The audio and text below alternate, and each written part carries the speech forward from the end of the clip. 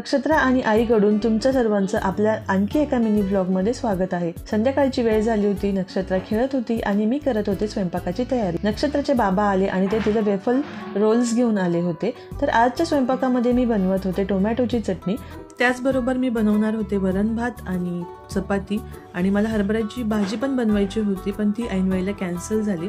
तर ही जी टोमॅटोच्या चटणीची रेसिपी आहे ही खूप सिंपल आहे आणि ही माझ्या आईची रेसिपी आहे आणि मी कितीही रेसिपी फॉलो केली तरी आईच्या हातची चव वेगळीच असते, ती माझ्या चटणीला कधीही येत नाही।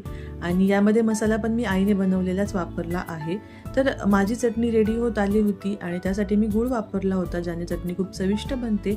डाळ शिजून झाली, एकीकडे चटणी पण रेडी झाली, याला कोथिंबीर टाकली की आपली चटणी रेडी होणार आहे। तर आता मी डाळीला फोडणी देऊन घेत आहे आणि सिंपल डाळ मी बनवलेली आहे, तिखट वगैरे नाही। चपाती बनवून झाली, भात झाला, ताट रेडी झालं बैलराजाचं आणि नक्षत्राच्या बाबांनी नैवेद्य दाखवून घेतला।